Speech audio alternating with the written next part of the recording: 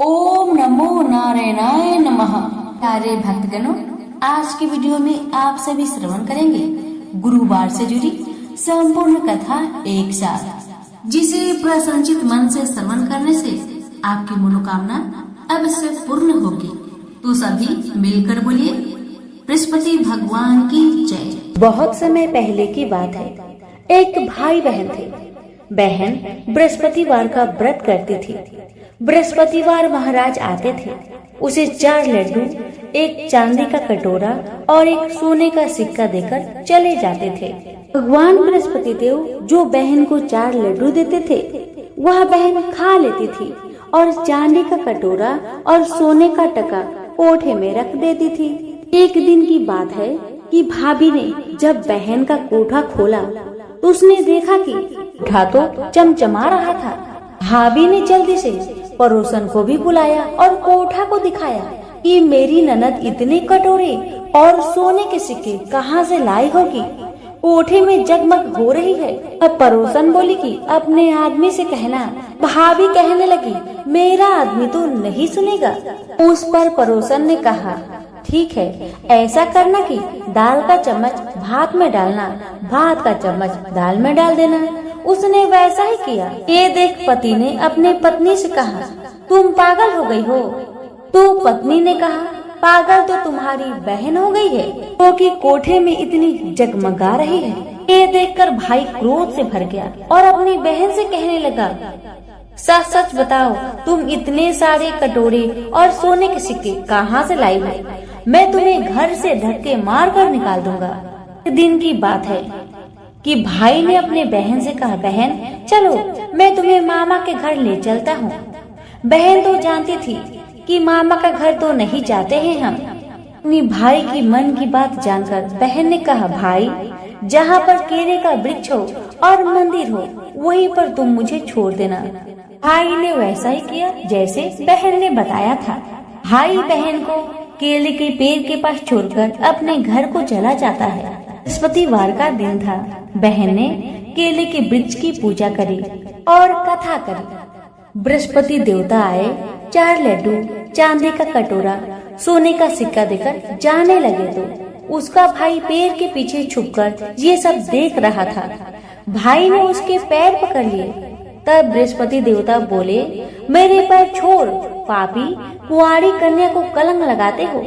ये तो सत से व्रत करती है। मैं ही इसके व्रत से प्रसन्न होकर 4 लड्डू, चांदी का कटोरा और सोने का सिक्का देकर चला जाता हूँ, और इसका पीछा भूल कर भी मत करना। भाई को अपनी गलती का एहसास हो चुका था। वह अपनी बहन को घर लाया और उसकी भाभी तभी दरवाजे पर खड़ी थी। वह बोली, तुम इसे फिर घर लेकर आ गए? उसने बोला, ये मेरी बहन है, इसे कुछ मत कहना। मेरी बहन तो बृहस्पतिवार का व्रत करती है। कहीं फल भगवान से 4 लड्डू, चांदी का कटोरा और सोने का सिक्का देकर चले जाते हैं। बात पर पत्नी ने कहा, अच्छा मैं भी देखती हूँ इसके बृहस्पतिवार देवता को। न कहकर भाभी पूरे गांव के सभी बच्चों को कह आई कि आज मेरी ननद बृहस्पतिवार का व्रत करेगी, तुम सभी आना। सबको 4-4 लड्डू, सोने का सिक्का और कटोरा भी मिलेगा। तो ननद एक पैर पर खड़ी होकर बृहस्पति देव की प्रार्थना करने लगी कि हे बृहस्पति देवता, मेरी लाज रखना। बहन ने बृहस्पति देव से 3 बार कहा और बृहस्पति देवता आए और सब बच्चों को 4 लड्डू, चांदी का कटोरा, सोने का सिक्का दिया और चले गए। इस तरह बृहस्पति देवता जैसे उस लड़की पर कृपा करी, वैसी हम सब पर अपनी कृपा दृष्टि रखना। प्रेम से बोलिए बृहस्पति महाराज की जय। बृहस्पतिवार की दूसरी कहानी।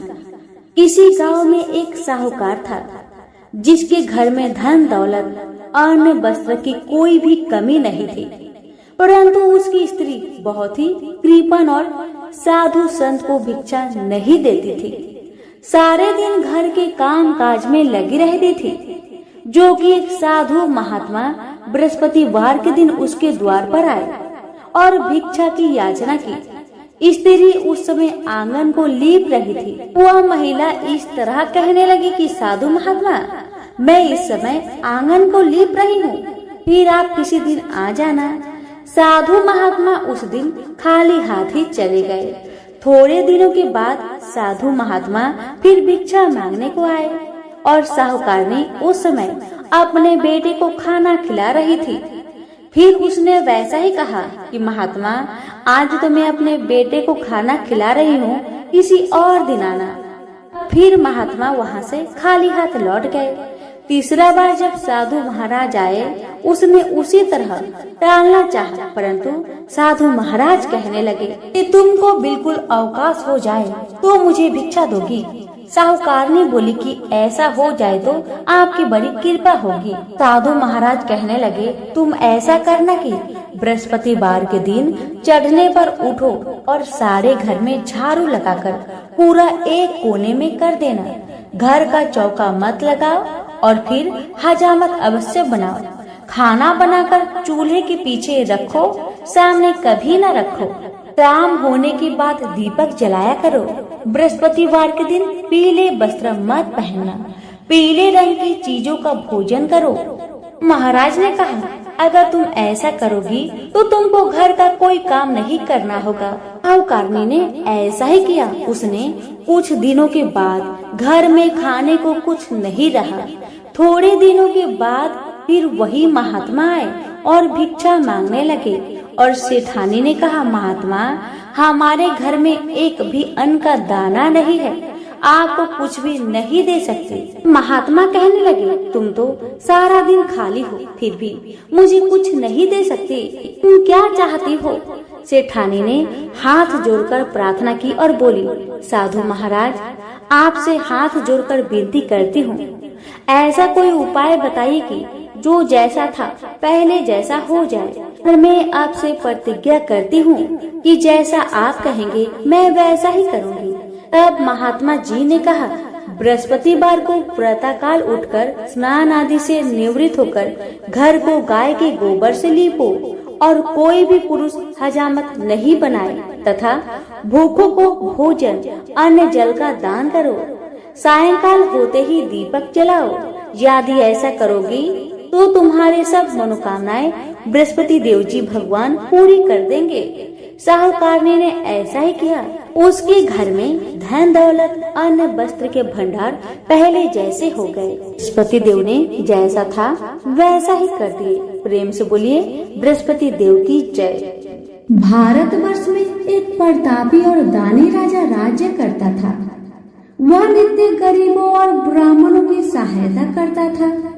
यह बात उसकी रानी को अच्छी नहीं लगती थी। वह ना ही गरीबों को दान देते, ना ही भगवान का पूजा करते थे और राजा को भी दान देने से मना किया करते थे।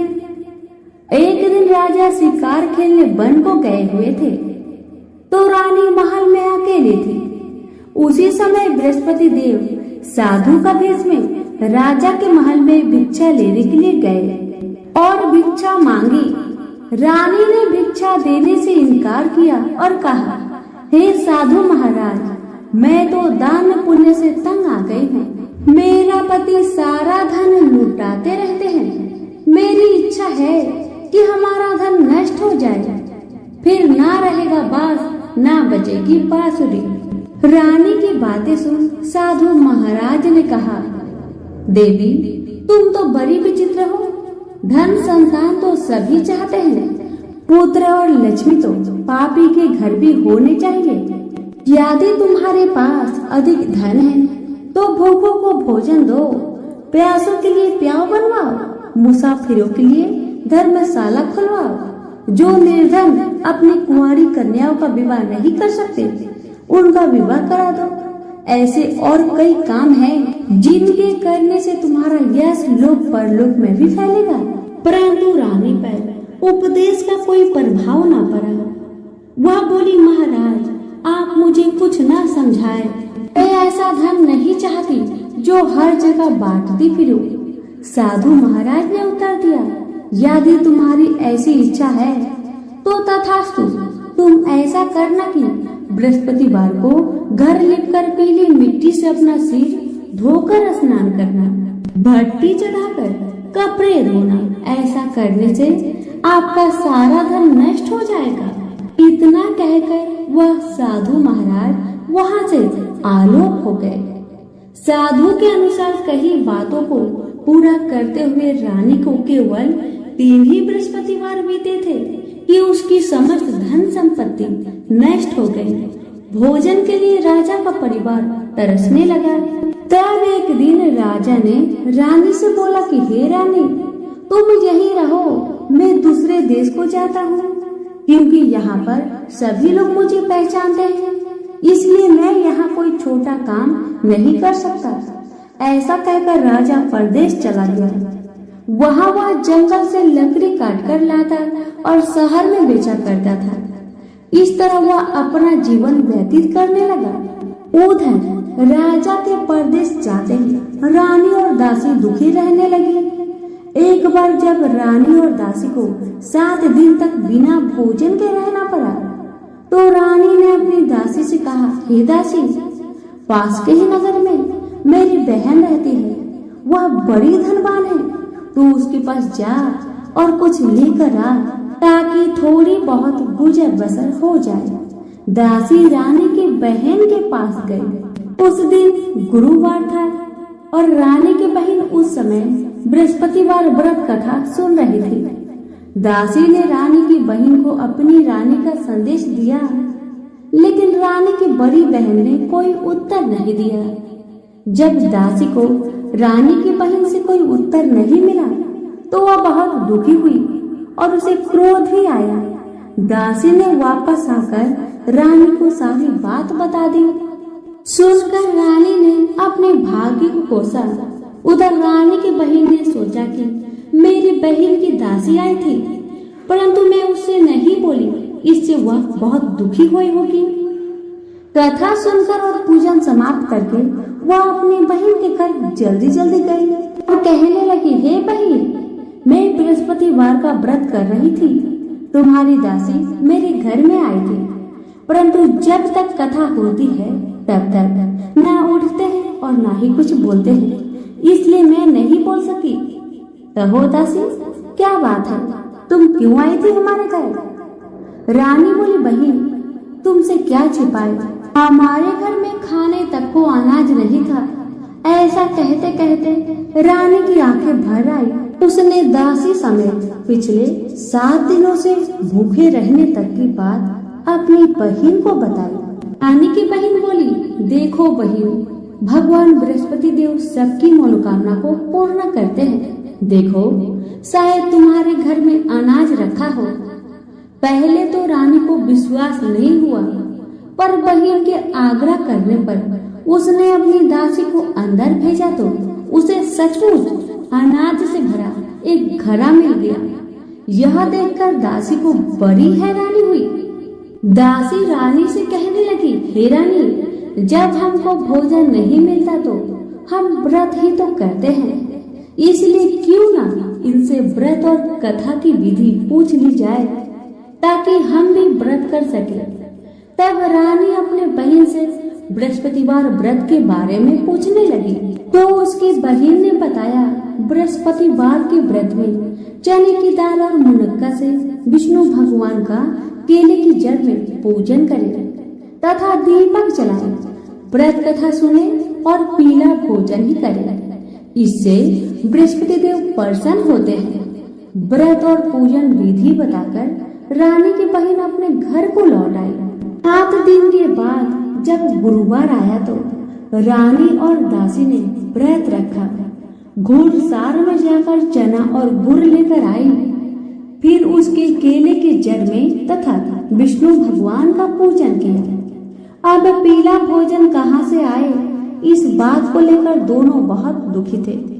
चूंकि उन्होंने व्रत रखा था, इसलिए बृहस्पति देव उनसे प्रसन्न थे। इसलिए वे एक साधारण व्यक्ति का रूप धारण कर 2 थालों में सुंदर पीला भोजन दासी को दे दिए। भोजन पाकर दासी प्रसन्न हुई और फिर रानी के साथ मिलकर भोजन ग्रहण किया।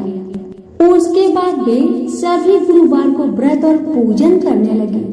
बृहस्पति भगवान की कृपा से उनके पास फिर से धन संपत्ति आ गई, परंतु रानी फिर से पहले की तरह आलस्य करने लगी। तब दासी बोली, देखो रानी, तुम पहले भी इस प्रकार आलस्य करती थी। तुम्हें धन रखने में कष्ट होता था, इस कारण सभी धन नष्ट हो गया। और जब भगवान बृहस्पति देव की कृपा से धन मिला है तो तुम्हें फिर से आलस्य होती है। रानी को समझाती हुई दासी कहती है कि बड़ी मुसीबतों के बाद हमने यह धन पाया है, इसलिए हमें दान पुण्य करना चाहिए, भूखे मनुष्य को भोजन कराना चाहिए और धन को शुभ कार्य में खर्च करना चाहिए, जिससे तुम्हारा कुल का यश बढ़ेगा, स्वर्ग की प्राप्ति होगी और पितर प्रसन्न होंगे।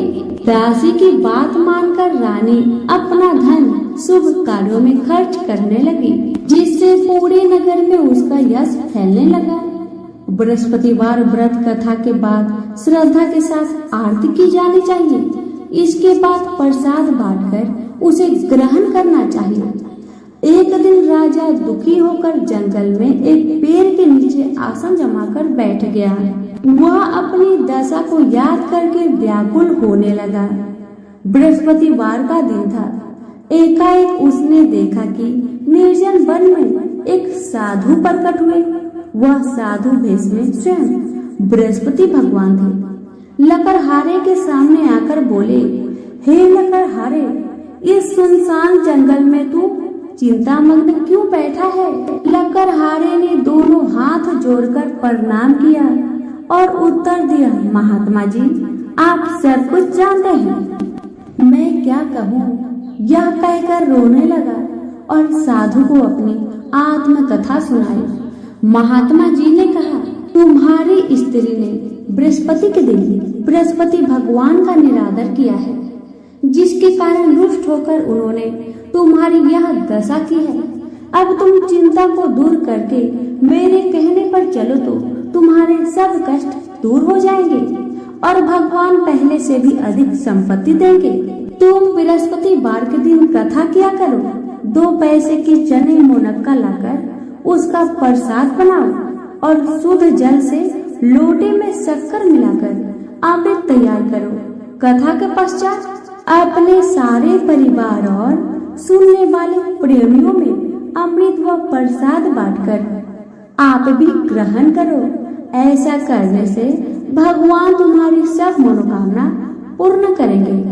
साधु के ऐसे वचन सुनकर लकड़हारा बोला, हे प्रभु, मुझे लकड़ी बेचकर इतना पैसा नहीं मिलता जिससे भोजन के उपरांत कुछ बचा सकूं। मैंने रात्रि में अपनी स्त्री को व्याकुल देखा है। मेरे पास कुछ भी नहीं जिससे मैं उसकी खबर मंगा सकूं। साधु ने कहा, हे लकड़हारे, तुम किसी बात की चिंता मत करो। बृहस्पति के दिन तुम रोजाना की तरह लकड़ियां लेकर शहर को जाओ। तुमको रोज से दुगुना धन प्राप्त होगा, जिससे तुम भली भांति भोजन कर लोगे तथा बृहस्पति देव की पूजा का सामान भी आ जाएगा।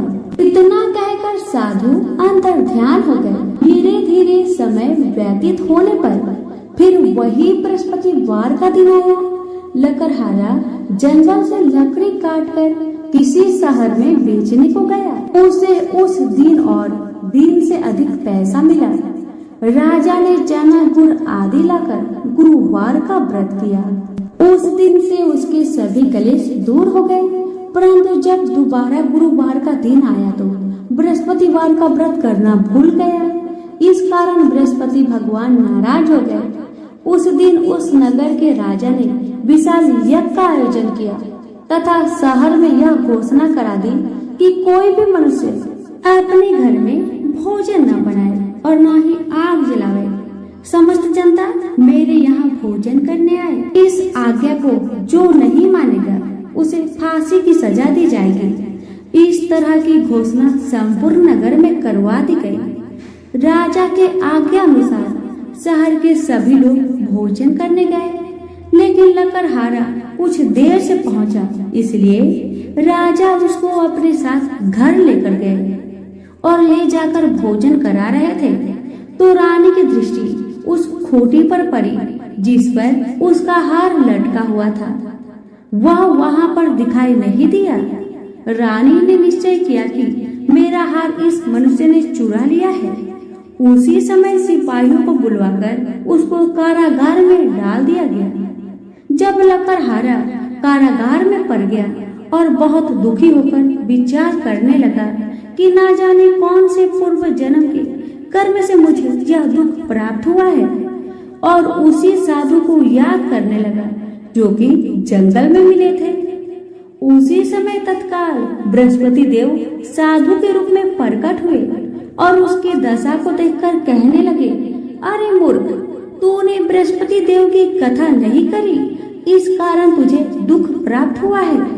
अब चिंता मत कर, बृहस्पतिवार के दिन कारागार के दरवाजे पर तुम्हें 4 पैसे मिलेंगे, उनसे तू बृहस्पति देव की पूजा करना, तेरे सभी कष्ट दूर हो जाएंगे। बृहस्पति के दिन उसे 4 पैसे मिले। लकड़हारे ने कथा कही। उसी रात्रि को बृहस्पति देव ने उस नगर के राजा को सपने में कहा, हे राजा, तुमने जिस आदमी को कारागार में बंद कर दिया है वह निर्दोष है, वह राजा है, उसे छोड़ देना। रानी का हार उसी खूंटी पर लटका है, अगर तू ऐसा नहीं करेगा तो मैं तेरे राज्य को नष्ट कर दूंगा। इस तरह रात्रि के सपने को देखकर राजा प्रातःकाल उठा और खूंटी पर हार देखकर लकड़हारे को बुलाकर क्षमा मांगी तथा लकड़हारे को योग सुंदर वस्त्र आभूषण देकर विदा कर दिया। बृहस्पति देव की आज्ञा अनुसार लकड़हारा अपने नगर को चल दिया। राजा जब अपने नगर के निकट पहुंचा तो उसे बड़ा आश्चर्य हुआ। नगर में पहले से अधिक बाग, तालाब, कुएं तथा बहुत सी धर्मशाला, मंदिर आदि बन गई है। राजा ने पूछा, यह सब किसका बाग और धर्मशाला है? तब नगर के सब लोग कहने लगे, यह सब रानी और बंदी की है। तो राजा को आश्चर्य हुआ और गुस्सा भी आया। जब रानी ने यह खबर सुनी कि राजा आ रहे हैं तो उन्होंने बांदी से कहा, हे दासी, देख, राजा हमको कितनी बुरी हालत में छोड़ के गए थे। हमारी ऐसी हालत देखकर वह कहीं लौट न जाए, इसलिए तू दरवाजे पर खड़ी हो जा। आज्ञा अनुसार दासी दरवाजे पर खड़ी हो गई। राजा आए तो उन्हें अपने साथ लेकर आई। तब राजा ने क्रोध करके अपनी रानी से पूछा कि यह धन तुम्हें कैसे प्राप्त हुआ? तब उन्होंने कहा, हमें यह सब धन बृहस्पति देव के व्रत के प्रभाव से प्राप्त हुआ है। राजा ने निश्चय किया कि 7 रोज बाद तो सभी बृहस्पति देव का पूजन करते हैं, परंतु मैं प्रतिदिन दिन में 3 बार कहानी तथा रोज व्रत किया करूंगा। अब हर समय राजा के दुपट्टे में चने की दाल बंधी रहती तथा दिन में 3 बार कहानी कहता। एक रोज राजा ने विचार किया कि चलो अपनी बहन के यहाँ होकर आते हैं। इस तरह निश्चय कर राजा घोड़े पर सवार होकर अपनी बहन के यहाँ चलने लगा। मार्ग में उसने देखा कि कुछ आदमी एक मुर्दे को लेकर जा रहे हैं। उन्हें रोककर राजा कहने लगा, अरे भाइयों, मेरी बृहस्पतिवार की कथा सुन लो। वो बोले, लो, हमारा यहाँ आदमी मर गया है, इसको अपनी कथा की पड़ी है। परंतु कुछ आदमी बोले, अच्छा कहो, हम तुम्हारी कथा भी सुन लेंगे। राजा ने दाल निकाली और जब कथा आधी हुई थी कि मुर्दा हिलने लग गया, और जब कथा समाप्त हो गई तो राम राम करके मनुष्य उठकर खड़ा हो गया। आगे मार्ग में उसे एक किसान खेत में हल चलाता मिला। राजा ने उन्हें देख उससे बोला, अरे भाई, तुम मेरी बृहस्पतिवार की कथा सुन लो। किसान बोला, जब तक मैं तेरी कथा सुनूंगा तब तक 4 हरैया जोत लूंगा, अपनी कथा किसी और को सुनाना। इस तरह राजा आगे चलने लगा। राजा के हटते ही बैल पछाड़ खाकर गिर गया तथा किसान के बेटे को पेट में बड़ी जोर दर्द होने लगा। उस समय उसकी माँ रोटी लेकर आई। उसने जब यह देखा तो अपने पुत्र से सब हाल पूछा और बेटे ने सभी हाल कह दिया। तो बुढ़िया दौड़ी दौड़ी उस घोड़सवार के पास गई और उससे बोली कि मैं तेरी कथा सुनूंगी, तू अपनी कथा मेरे खेत में चलकर ही कहना। राजा ने बुढ़िया के खेत में जाकर कथा कही, जिसके सुनते ही वह बैल उठ खड़ा हुआ तथा किसान के बेटे का दर्द भी ठीक हो गया। राजा अपनी बहन के घर पहुंचा। बहन ने भाई की खूब मेहमानी की। दूसरे रोज प्रातःकाल राजा जागा तो वह देखने लगा कि सब लोग भोजन कर रहे हैं। राजा ने अपने बहन से कहा, ऐसा कोई मनुष्य है जिसने भोजन नहीं किया हो, जो मेरी बृहस्पतिवार की कथा सुन ले। बहन बोली, हे भैया, यह देश ऐसा ही है कि पहले यहाँ के लोग भोजन करते हैं, बाद में अन्य काम करते हैं। अगर पड़ोस में कोई हो तो मैं देख आती हूँ। ऐसा कहकर वह देखने चली गई, परंतु उसे कोई ऐसा व्यक्ति नहीं मिला जिसने भोजन न किया हो। अतः वह एक कुमार के घर गई, जिसका लड़का बीमार था। उसे मालूम हुआ कि उनके यहाँ 3 रोज से किसी ने भोजन नहीं किया है। रानी ने अपने भाई की कथा सुनने के लिए कुम्हार से कहा तो वह तैयार हो गया। राजा ने जाकर बृहस्पतिवार की कथा कही, जिसको सुनकर उसका लड़का एकदम ठीक हो गया। अब तो राजा की प्रशंसा होने लगी। एक रोज राजा ने अपनी बहन से कहा, हे बहन, हम अपने घर को जाएंगे, तुम भी तैयार हो जाओ। राजा के बहन ने अपनी सास से कहा तो सास ने कहा, हाँ चली जा, परंतु अपने लड़के को मत ले जाना, क्योंकि तेरे भाई के तो कोई औलाद नहीं है। बहन ने अपने भैया से कहा, हे भैया, मैं तो चलूंगी, पर कोई बालक नहीं जाएगा। राजा बोला, जब कोई बालक नहीं चलेगा तब तुम जाकर क्या करोगी? बड़ी दुखी मन से राजा अपने नगर को लौट आया। राजा ने अपनी रानी से कहा, हम निर्वंशी हैं, हमारा मुख देखने का धर्म नहीं है और कुछ भोजन आदि नहीं किया। रानी बोली, हे प्रभु, बृहस्पति देव ने हमें सब कुछ दिया है, आप भरोसा रखें, बृहस्पति देव हमें औलाद जरूर देंगे। उसी रात को बृहस्पति देव ने राजा को सपने में कहा, हे राजा उठ, सभी सोच त्याग दे, तेरी रानी गर्भ से है। राजा की यह बात सुनकर बड़ी खुशी हुई।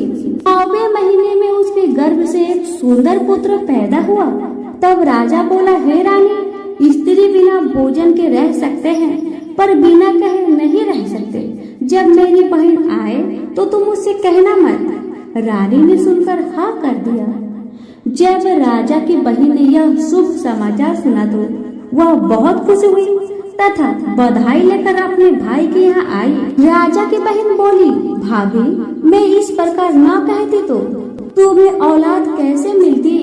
बृहस्पति देव ऐसे ही है, जैसे जिसके मन में कामनाएं हैं सभी को पूर्ण करते हैं। जो सद्भावना पूर्वक बृहस्पतिवार का व्रत करता है एवं कथा पढ़ता अथवा सुनता है, दूसरों को सुनाता है, बृहस्पति देव उसकी सभी मनोकामना पूर्ण करते हैं। प्रेम से बोलिए बृहस्पति भगवान की। श्री महालक्ष्मी जी की यह कथा है। भारतवर्ष के सौराष्ट्र देश में द्वापर युग की यह कहानी हुई है। सौराष्ट्र में उस समय भद्रश्रवा नाम के राजा थे। वे बड़े पराक्रमी राजा थे। 4 वेद, 6 शास्त्र, 18 पुराणों का उन्हें ज्ञान था। उनकी रानी का नाम सूरत चंद्रिका था। रानी देखने में सुंदर और सुलक्षणा थी तथा पतिव्रता थी। उन दोनों को 7 पुत्र तथा उसके बाद एक कन्या का वरदान मिला था। कन्या का नाम श्यामबाला था। एक बार महालक्ष्मी जी के मन में आया कि जाकर उस राजा के राजप्रसाद में रहे। इससे राजा को दुगनी धन दौलत की प्राप्ति होगी और वह इस धन दौलत से अपने प्रजा को और सुख दे पाएगा। गरीब के घर अगर रहे और उसे धन दौलत प्राप्त हो तो वह स्वार्थी की तरह केवल अपने ऊपर ही खर्च करेगा। यह सोचकर श्री महालक्ष्मी जी ने बूढ़ी ब्राह्मण स्त्री का रूप धारण किया। हाथ में लाठी लिए लाठी के सहारे रानी के द्वार तक पहुंची। यद्यपि उन्होंने बूढ़ी औरत का रूप धारण किया था, पर उनके चेहरे पर देवी का तेज था। उन्हें देखते ही एक दासी सामने आई। उसने इनका नाम धाम काम धर्म पूछ डाला। वृद्ध ब्राह्मण का रूप धारित माता लक्ष्मी ने कहा, बालिके, मेरा नाम कमला है, मेरे पति का नाम भुवनेश है, हम द्वारिका में रहते हैं। तुम्हारी रानी पिछले जन्म में एक वैश्य की पत्नी थी। वह वैश्य गरीब था। दरिद्र के कारण हर रोज घर में झगड़े होते थे तथा उसका पति रोज उसे मारता था। इन बातों से तंग आकर वह घर छोड़कर चली गई तथा वन जंगल में खाली पेट भटकने लगी। उसकी इस दुर्दशा पर मुझे दया आई तो मैंने उसे सुख संपत्ति देने वाली श्री महालक्ष्मी की कथा सुनाई। मेरे कहने पर उसने श्री महालक्ष्मी का व्रत किया। श्री महालक्ष्मी प्रसन्न हुई, उसकी गरीबी दूर हुई, उसका घर संसार दौलत संपत्ति से भर गया। बाद में पति पत्नी दोनों परलोक सिधारे। लक्ष्मी व्रत करने के कारण वे लक्ष्मी लोक में रहे। उन्होंने जितने साल महालक्ष्मी का व्रत किया उतने 1000 साल उन्हें सुख भोग मिला।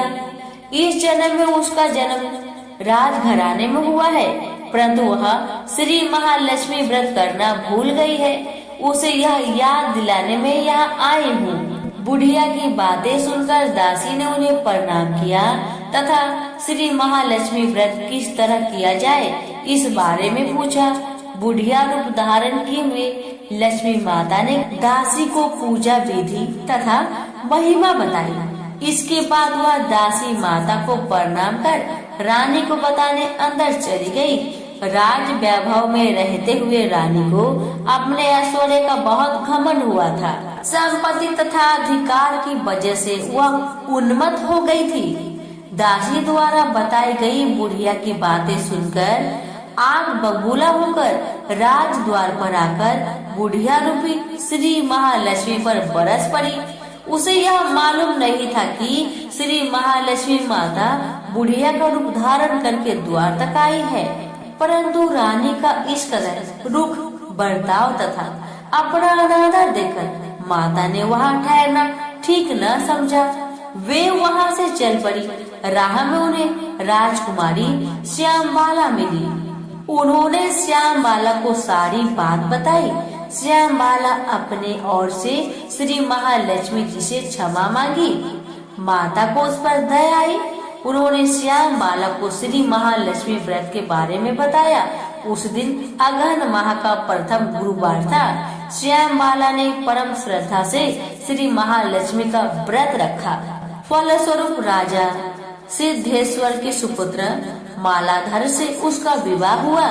वह धन दौलत ऐश्वर्य वैभव से माला माल हो गई। पति के साथ ससुराल में आनंद से दिन बिताने लगी। इधर श्री महालक्ष्मी रानी पर प्रकोप हुआ। फलस्वरूप राजा भद्रश्रवा का राज्य एवं राज कारोबार नष्ट हो गया। यहाँ तक कि खाने के भी लाले पड़ गए। ऐसी हालत में एक दिन रानी ने राजा से निवेदन किया, हमारा दामाद इतना बड़ा राजा है, धनवान है, ऐश्वर्यशाली है, क्यों न उसके पास जाए, अपना हाल उसे बताए, वह जरूर हमारी मदद करेगा। इस बात पर राजा भद्रश्रवा दामाद के पास रवाना हुए। राज्य में पहुंचकर एक तालाब के किनारे थोड़ी देर विश्राम लेने के लिए ठहरे। तालाब से पानी लेते आते जाते दासियों ने उन्हें देखा। उन्होंने विनम्रता से उनकी पूछताछ की। जब उन्हें यह मालूम हुआ कि वे रानी श्यामबाला के पिता हैं, तो दौड़ते हुए जाकर उन्होंने रानी को सारी बात बताई। रानी ने दासी के हाथ राज परिधान भेजकर बड़े ठाट से उनका स्वागत तथा आदर सत्कार किया, खान पान करवाया। जब वो लौटने लगे तो सोने की मोहर से भरा घड़ा दिया। राजा भद्रश्रवा जब वापस लौटे तो उन्हें देखकर रानी सूरज चंद्रिका खुश हुई। उन्होंने जब सोने की मोहरों से भरे घड़े का मुख खोला, पर हाय भगवान, घड़े में धान के बदले कोयले मिले। ये सब श्री महालक्ष्मी जी की प्रकोप से हुआ।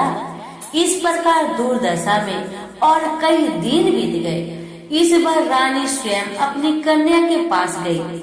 वह दिन अगहन माह का अंतिम गुरुवार था। श्याम बाला ने श्री महालक्ष्मी जी का व्रत किया, पूजा की, अपनी माता से भी व्रत करवाई। इसके बाद रानी अपने घर आई। श्री महालक्ष्मी का व्रत रखने पर उसे फिर से अपना राजपाट, धन दौलत, ऐश्वर्य प्राप्त हुआ। वह फिर से सुख शांति आनंदमय जीवन बिताने लगी। कुछ दिनों के बाद राजकन्या श्यामबाला अपने पिता के घर आई। उसे अपने घर देखकर सूरज चंद्रिका को पुरानी बात याद आई, यही कि श्यामबाला ने अपने पिता को भरा भरकर कोयला दिया था और उसे कुछ भी नहीं दिया था। इसी कारण श्यामबाला को पिता के घर आने का उसका कोई आदर आतिथ्य नहीं हुआ, बल्कि अनादर हुआ। पर उसने इस बात का बुरा नहीं माना। अपने घर लौटते समय उसने पिता के घर से थोड़ा नमक ले लिया। अपने घर लौटने पर उसके पति ने पूछा, अपने मायके से क्या लाई हो? इस पर उसने जवाब दिया, वहाँ का सार लाई हूँ। पति ने पूछा, इसका मतलब क्या हुआ? श्यामबाला ने कहा, धोरा धीरज रखे, सब मालूम हो जाएगा। उस दिन श्यामबाला ने सारा भोजन नमक डाले बिना ही बनाया और पति को परोसा। पति ने खाना चखा, सारा खाना नमक बिना था, इसलिए स्वाद न आया। फिर श्यामबाला ने थाली में नमक डाला, इससे सारा भोजन स्वादिष्ट लगने लगा। अब श्यामबाला ने पति से कहा, यही है वह मायके से लाया हुआ साग। पति को उसकी बात सही लगी। फिर वह दोनों हंसी मजाक करते हुए भोजन करने लगे। कहा गया है कि इस तरह जो कोई श्रद्धा भाव से श्री महालक्ष्मी की पूजा करे, उसे माता की कृपा प्राप्त होती है, सुख संपत्ति शांति प्राप्त होती है, सभी मनोकामनाएं पूरी होती है। परंतु ये सब प्राप्त होने पर माता की पूजा को भूलना नहीं चाहिए। हर गुरुवार को व्रत पाठ अवश्य करना चाहिए। इस तरह श्री महालक्ष्मी की महिमा भक्तों की मनोकामना पूरी करती है। प्रेम से बोलिए महालक्ष्मी माता की जय। श्री साईं व्रत को कोई भी स्त्री, पुरुष और बच्चे भी रख सकते हैं। साईं बाबा का व्रत जात पात के भेदभाव के बिना कोई भी व्यक्ति कर सकता है। यह व्रत बहुत चमत्कारी है। 9 गुरुवार को विधि पूर्वक व्रत करने से इच्छित फल की प्राप्ति होती है। यह व्रत किसी भी गुरुवार को साईं बाबा का नाम लेकर शुरू किया जा सकता है। जिस कार्य सिद्धि के लिए व्रत किया गया हो, उसके लिए साईं बाबा से सच्चे मन से प्रार्थना करनी चाहिए। श्री साईं बाबा आपकी मनोकामना अवश्य पूर्ण करेंगे। यह व्रत कलाधर लेकर भी किया जा सकता है, जैसे दूध, चाय, फल, मिठाई इत्यादि, अथवा एक समय भोजन मीठा या नमकीन करके किया जा सकता है। भूखे रहकर उपवास ना कर सके तो व्रत वाले दिन सुबह या शाम को साईं बाबा की फोटो तथा श्री साईनाथ सिद्ध विषा यंत्र की पूजा करनी चाहिए। पूजा करने से पूर्व नहा धोकर वस्त्र पहने। इसके पश्चात पूर्व दिशा में किसी आसन पर कोरा पीला कपड़ा बिछाकर उस पर श्री साईं बाबा की फोटो व साईं यंत्र को स्वच्छ जल से पोंछकर स्थापित करें। चंदन का तिलक लगाए और पीले फूल चढ़ाए और अगरबत्ती तथा दीपक, शुद्ध घी का दीपक जलाकर साईं व्रत की कथा पढ़नी या फिर सुननी चाहिए। तथा जिस कार्य के सिद्धि के लिए व्रत रख रहे हैं, उस कार्य को निर्विघ्न पूरा करने के लिए श्री साईं बाबा की सच्चे मन से प्रार्थना करनी चाहिए और श्री साईं बाबा की आरती करके प्रसाद बांटे तथा स्वयं भी ग्रहण करें। प्रसाद में कोई फल भी, मिठाई अथवा घर में बनाई खिचड़ी बांटे। 9 गुरुवार को यदि संभव हो तो साईं बाबा के मंदिर में जाकर साईं के दर्शन जरूर करें। यदि साईं के मंदिर न जा पाए तो घर पर ही श्रद्धा भक्ति पूर्वक साईं बाबा की पूजा की जा सकती है। यदि व्रत वाले दिन कहीं बाहर जाना हो या यात्रा पर हो तो व्रत चालू रखा जा सकता है या फिर उस गुरुवार को छोड़कर अगले गुरुवार को व्रत करें। स्त्रियां यदि व्रत के समय रजवाला होने के कारण अथवा किसी अन्य कारण से व्रत न रख पाए तो उस गुरुवार को 9 गुरुवार की गिनती में न लीजिए और उस गुरुवार के बदले अन्य गुरुवार को व्रत करके 9वें गुरुवार का उद्यापन करें। एक बार मनोकामना अनुसार व्रत पूर्ण करने के बाद फिर मनोकामना कर फिर से साईं व्रत शुरू कर सकते हैं। श्री साईं बाबा व्रत की उद्यापन विधि। 9वें गुरुवार को व्रत पूरा होने पर उद्यापन करना चाहिए। इस दिन कम से कम 5 गरीबों को भोजन कराना चाहिए। साईं बाबा के व्रत के उद्यापन में अपने अड़ोस पड़ोस मित्रों सगे संबंधियों को साईं बाबा की महिमा और व्रत का प्रसार करने के लिए श्री साईं बाबा व्रत कथा की यह असली पुस्तकें भेंट करने पर चमत्कारी लाभ होता है। इस तरह व्रत का उद्यापन करें। 9वें गुरुवार को जितनी भी पुस्तकें भेंट देनी है उन्हें तिलक लगाकर पूजा में रखें और बाद में बांटें, जिनसे उन व्यक्तियों की भी मनोकामना पूर्ण हो जिसे आप ये पुस्तक भेंट में दे रहे हैं। श्री साईनाथ सिद्ध दिशा यंत्र जिसकी 9 गुरुवार पूजा की है, उस मंत्र को अपने पूजा के स्थान पर स्थापित कर दे। उपरोक्त विधि पूर्वक व्रत रखने उद्यापन करने से अवश्य ही सभी मनोकामनाएं पूर्ण होंगी, ऐसा साईं भक्तों का विश्वास है। अब सुनिए श्री साईं बाबा की व्रत कथा। रामा बहन और उनके पति दीपक एक बड़े नगर में रहते थे। दोनों का एक दूसरे के प्रति बड़ा प्रेम भाव था और वह अपने घर परिवार में आनंद पूर्वक रहते थे। दीपक भाई का अच्छा खासा कारोबार था, परंतु उनका स्वभाव थोड़ा कठोर या और बोलने का शायद उन्हें ढंग न आता था। अचानक समय ने अपना पासा पलटा और दीपक भाई का अच्छा खासा चलता हुआ कारोबार एकदम से ठप पड़ गया। अत्यधिक घाटा होने के कारण उन्होंने व्यवसाय पूरी तरह से बंद कर दिया और समय के हाथों विवश होकर घर पर बैठ गए। इस कारण उनके स्वभाव में पहले से ज्यादा उग्रता आ गई। बात बात पर लड़ना झगड़ना उनकी आदत बन गई थी। इसी वजह से उनकी अक्सर अपने पास पड़ोसियों से भी कहा सुनी हो जाती थी। उनके इस स्वभाव के कारण उनके पड़ोसी भी खिन्न रहते थे। रामा बहन बहुत ही धार्मिक स्वभाव की स्त्री थी। वह भगवान पर पूर्ण श्रद्धा और विश्वास रखती थी, इसीलिए शायद बिना कुछ कहे सब कुछ चुपचाप सह लेती थी। उन्हें विश्वास था कि ईश्वर एक दिन कोई न कोई रास्ता अवश्य निकालेंगे। एक दिन दोपहर के समय रमा बहन के घर पर एक वृद्ध साधु महाराज दरवाजे पर आए। उनके चेहरे पर अद्भुत तेज था और आंखों से अमृत बरस रहा था और उन्होंने आकर दाल चावल की मांग की। रमा बहन ने तुरंत हाथ धोकर उस साधु महाराज को दाल चावल लाकर दिए और हाथ जोड़कर उन्हें नमस्कार किया। वृद्ध साधु ने आशीर्वाद दिया, साईं सदा सुखी रखे। रमा बहन ने कहा, महाराज सुख अपने भाग्य में ही नहीं है, और फिर अपने दुखी जीवन की काफी कहानी कह डाली। तब साधु महाराज ने रमा के दुखों को दूर करने हेतु उन्हें श्री साईं बाबा के 9 गुरुवार के व्रत करने के बारे में बताया।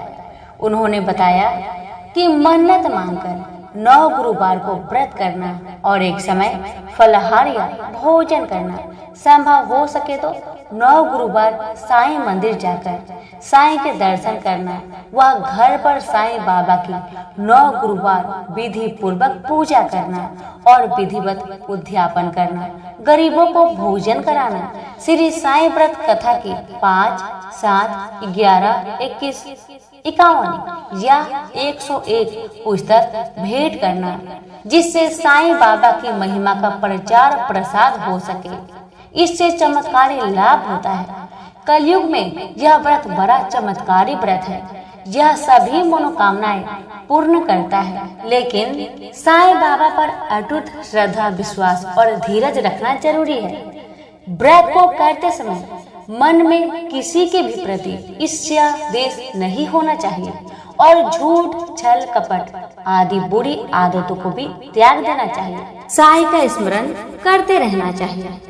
इस सब बातों को ध्यान में रखकर जो भी व्यक्ति साईं व्रत व उद्यापन करता है, साईं बाबा उसकी मनोकामना अवश्य पूर्ण करेंगे। साधु महाराज से ऐसे वचन सुनकर रमा बहन अत्यंत प्रसन्न हुई और उन्होंने भी गुरुवार से 9 गुरुवार का व्रत लिया। 9वें गुरुवार को व्रत पूर्ण होने पर उन्होंने उद्यापन किया और गरीबों को भोजन कराया। साईं व्रत था कि 101 पुस्तक भेंट की। इससे उनके घर के झगड़े झंझट दूर हुए। घर में बहुत ही सुख शांति हो गई। दीपक भाई का स्वभाव में आश्चर्यजनक बदलाव आने लगा। उन्होंने फिर से अपना कारोबार शुरू कर दिया। थोड़े ही समय में उनके घर में सुख समृद्धि बढ़ गई। दोनों पति पत्नी सुखी जीवन बिताने लगे। एक दिन रमा बहन की जेठानी अपने पति के साथ उनके घर मिलने आई। दोनों पति पत्नी को खुश देखकर उन्हें बड़ी प्रसन्नता हुई। उन्होंने रमा बहन से पूछा कि उनके जीवन में यह चमत्कार कैसे हुआ, और बातों ही बातों में उन्होंने बताया कि उनके बच्चे पढ़ाई नहीं करते और परीक्षा में फेल हो गए। दिनों दिन बिगड़ते जा रहे हैं, जिसकी वजह से सब कुछ होते हुए भी हम लोग बहुत परेशान हैं। तो रमा बहन ने उन्हें 9 गुरुवार को साईं बाबा के व्रत करने की महिमा बताई। साईं बाबा की भक्ति से बच्चे अच्छी तरह से पढ़ पाएंगे और कहना भी मानेंगे, लेकिन इन सब के लिए साईं बाबा पर पूर्ण श्रद्धा और विश्वास रखना जरूरी है। साईं बाबा सबकी सहायता करते हैं। उसने रमा बहन से व्रत का उद्यापन की विधि बतलाने को कहा। रमा ने 9 गुरुवार तक व्रत करने व संभव हो तो साईं मंदिर में जाकर साईं दर्शन करने के लिए कहा, और ये भी बताया कि यह व्रत स्त्री पुरुष एवं बच्चे सभी कर सकते हैं। 9 गुरुवार साईं बाबा की फोटो तथा सिद्ध साईं यंत्र की पूजा करना, फूल चढ़ाना, दीपक अगरबत्ती आदि प्रसाद चढ़ाना एवं साईं बाबा का स्मरण करना, आरती करना आदि विधि बताई। साईं व्रत कथा, साईं स्मरण, साईं चालीसा, कवच, साईं बावनी, साईं नाम माला आदि का पाठ करना, 9वें गुरुवार को उद्यापन करना, यथाशक्ति साईं व्रत कथा की पुस्तकें पास पड़ोस मित्रों और सगे संबंधियों को भेंट कर देना। उनकी जेठानी यह सब सुन बहुत प्रसन्न हुई। उसने भी अपने घर जाकर पूर्ण श्रद्धा और विश्वास से 9 गुरुवार का व्रत किया, जिसका परिणाम ये हुआ कि उनके बच्चे अब मन लगाकर पढ़ने लगे और सभी का कहा मानते तथा घर के छोटे मोटे कामों में भी हाथ बटाते तथा परीक्षा होने पर अपनी कक्षा में फर्स्ट आए। अब तो वह अपने मोहल्ले पड़ोस में दुखी लोगों को साईं बाबा के चमत्कारी व्रत का महात्म्य बताने लगे, जिसके फलस्वरूप उनकी सहेली की बेटी, जिसकी उम्र ज्यादा होती जा रही थी, बहुत अच्छी जगह शादी साईं व्रत रखने से हो गई। एक पड़ोसन जिनके पति गंभीर रूप से बीमार थे, वो भी साईं व्रत की कृपा से स्वस्थ हो गए। और भी ऐसे अनेक अद्भुत चमत्कार हुए थे। रमा बहन ने कहा कि साईं बाबा की महिमा महान है। हे साईं बाबा, जैसे आप लोगों पर प्रसन्न होते हैं, अपनी कृपा करते हैं, वैसे हम पर भी प्रसन्न हो, अपनी कृपा करना। और जो भी इस कथा को पढ़े या सुने, उसके भी सभी मनोरथ पूर्ण हो। तो सभी मिलकर बोले साईं महाराज की जय। एक समय नैमिषारण्य तीर्थ में स्वर्ण 88,000 ऋषियों ने श्री सूत जी से पूछा, हे प्रभु, इस कलयुग में वेद विद्या रहित मनुष्य को प्रभु भक्ति किस प्रकार मिलेगी तथा उनका उद्धार कैसे होगा? हे मुनि श्रेष्ठ, कोई ऐसा तप कहिए जिसमें थोड़े समय में पुण्य प्राप्त हो तथा वांछित फल भी मिले। यह कथा सुनने की हमारी इच्छा है। सर्व शास्त्र ज्ञाता श्री सूत जी बोले, हे वैष्णवों में पूज्य, आप सब ने प्राणियों के हित की बात पूछी है। अब मैं उस श्रेष्ठ व्रत को आप लोगों से कहूँगा, जिस व्रत को नारद जी ने लक्ष्मी नारायण से पूछा था और श्री लक्ष्मीपति ने मुनि श्रेष्ठ नारद जी से कहा था। सो ध्यान से सुनो। एक समय योगी राज नारद जी दूसरे के हित की इच्छा से अनेक लोकों में घूमते हुए मृत्यु लोक में आ पहुँचे। वहाँ पर अनेक योनियों में जन्म हुए प्राय सभी मनुष्य को अपने अपने कर्मों द्वारा अनेक दुखों से पीड़ित देखकर उन्होंने सोचा कि ऐसा क्या किया जाए कि मानवों के दुखों का नाश हो सके। ऐसा मन में विचार कर नारद जी विष्णु लोक को गए। वहाँ श्वेत वर्ण और 4 भुजाओं वाले देवों के इस नारायण को, जिनके हाथ में शंख, चक्र, गदा और पद्म थे तथा वरमाला पहने हुए थे, यह देखकर नारद जी स्तुति करने लगे। हे भगवान, आप अत्यंत शक्ति से संपन्न हैं। मन तथा वाणी भी आपको नहीं पा सकते। आपका आदि मध्य अंत नहीं है। निर्गुण स्वरूप सृष्टि के कारण भक्तों के दुखों को नष्ट करने वाले हैं। आपको मेरा नमस्कार है। नारद जी से इस प्रकार की स्तुति सुनकर विष्णु भगवान बोले, हे मुनि श्रेष्ठ, आपके मन में क्या है? आपका किस काम के लिए यह आगमन हुआ है? वो सब निसंकोच कहिए। तब नारद मुनि बोले, मृत्यु लोक में सब मनुष्य जो अनेक योनि में पैदा हुए हैं, अपने अपने कर्मों द्वारा अनेक प्रकार के दुखों से दुखी हो रहे हैं।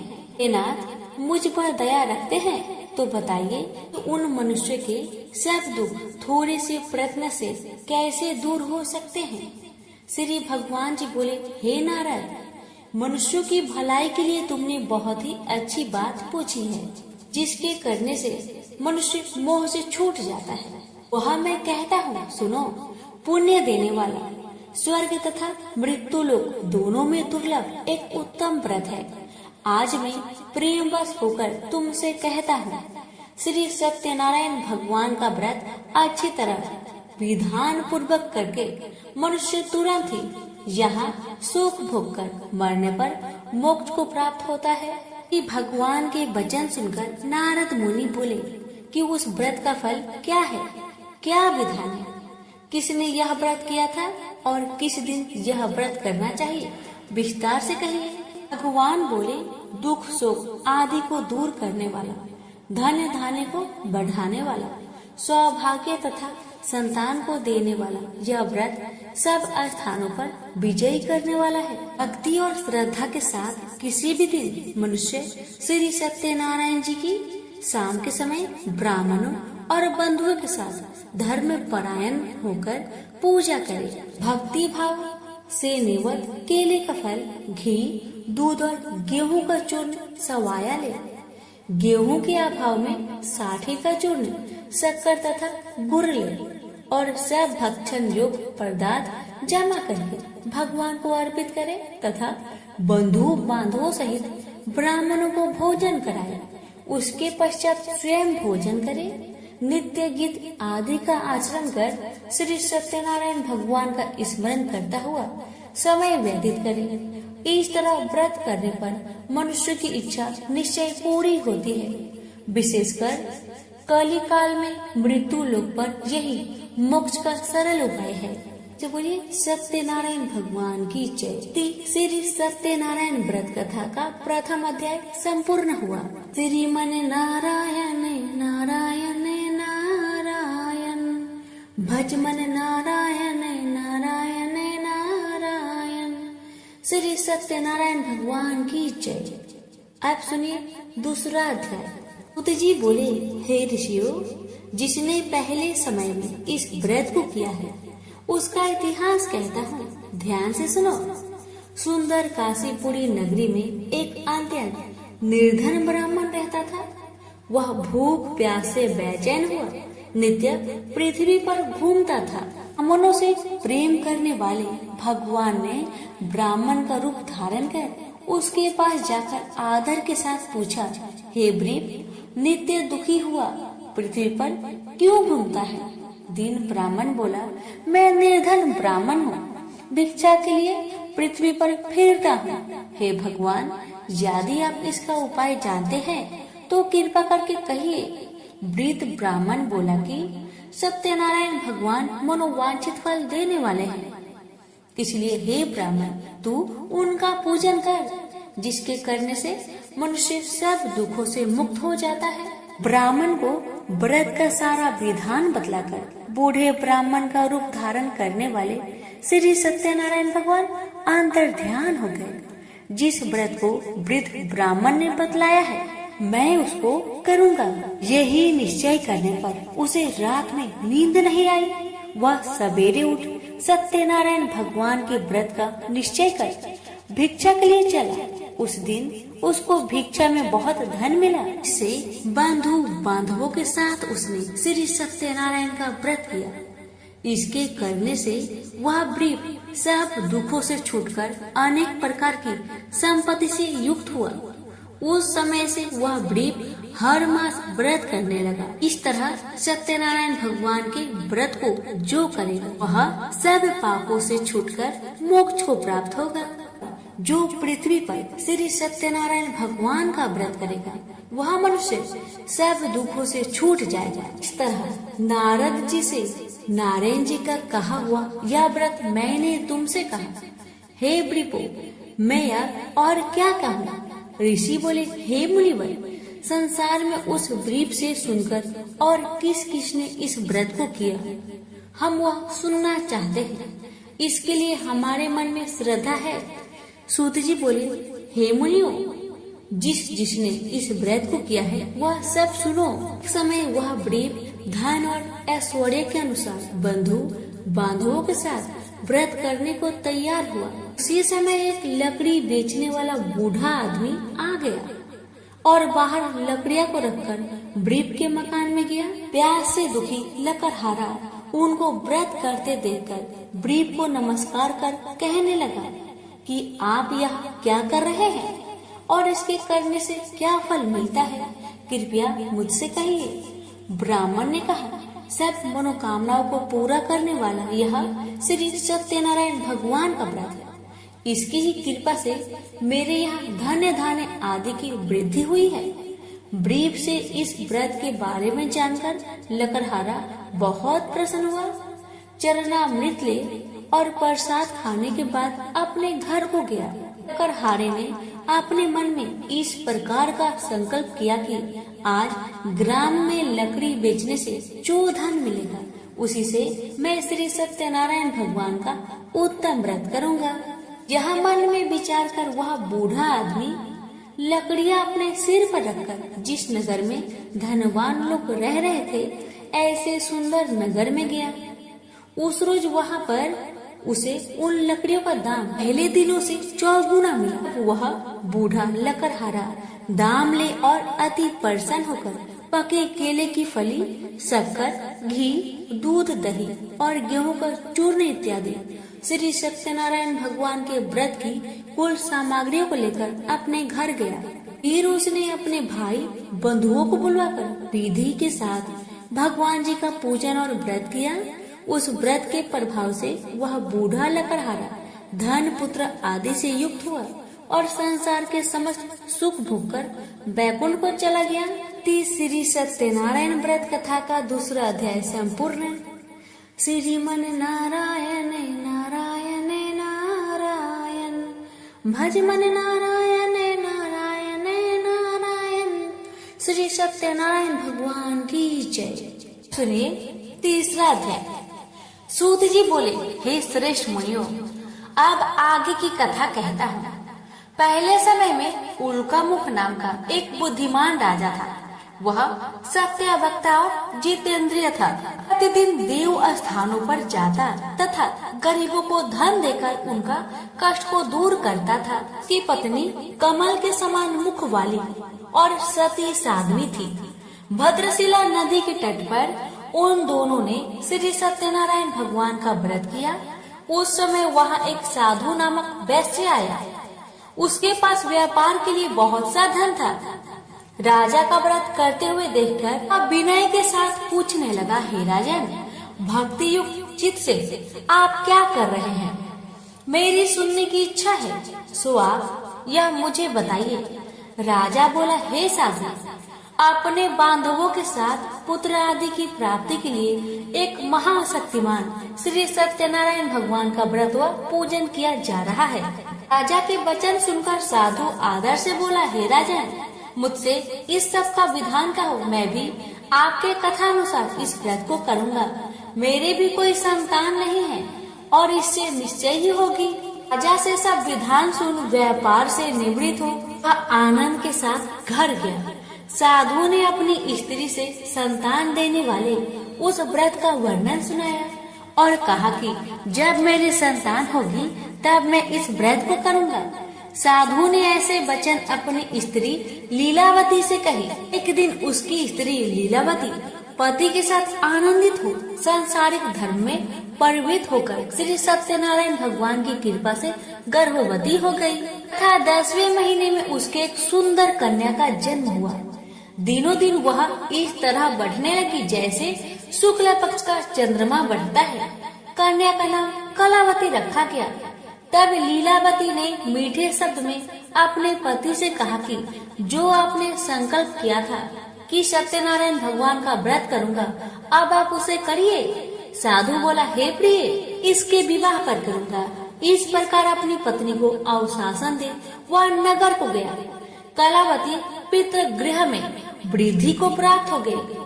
साधु ने जब नगर में सखियों के साथ अपनी पुत्री को देखा तो तुरंत ही दूत को बुलाकर कहा कि कन्या के लिए कोई सुयोग वर देखकर लाओ। साधु की आज्ञा पाकर दूत कंचन नगर में पहुंचा। वहां पर खोज और देखभाल कर लड़के के लिए सुयोग बानिक पुत्र को ले आया।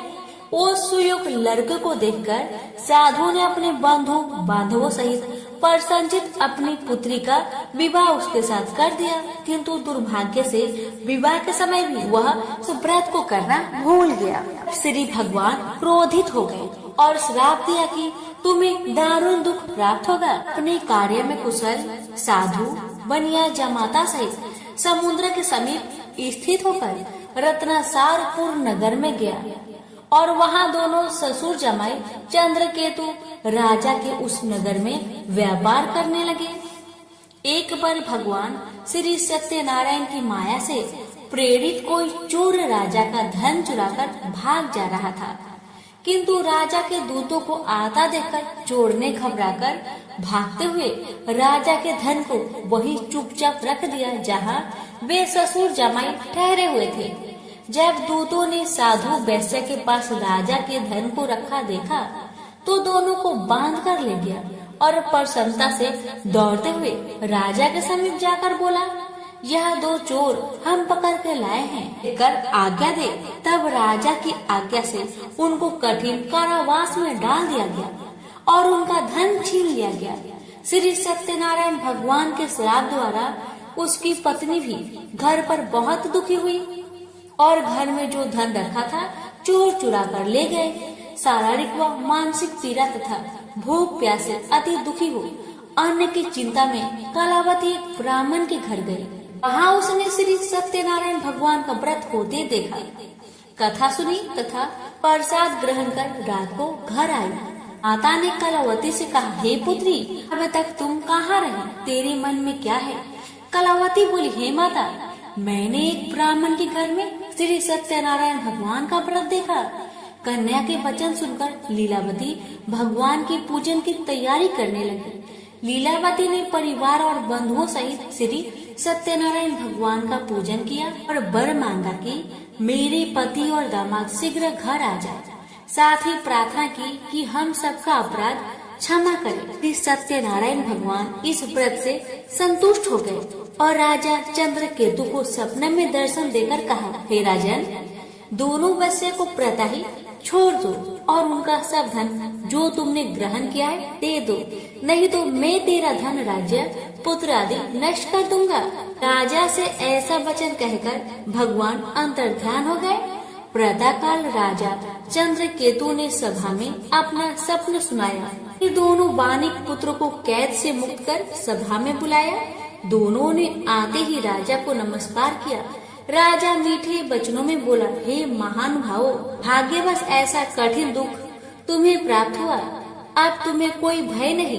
ऐसा कहकर राजा ने उनको नए नए वस्त्र भूषण पहनाए तथा उनका जितना धन लिया था उससे दुगुना धन देकर आदर से विदा किया। दोनों वैश्य अपने घर को चल दिए। श्री सत्यनारायण व्रत कथा तीसरा अध्याय संपूर्ण हुआ।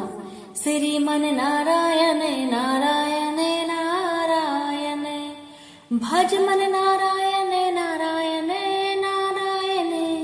श्री सत्यनारायण भगवान की जय। अब सुनिए चतुर्थ अध्याय।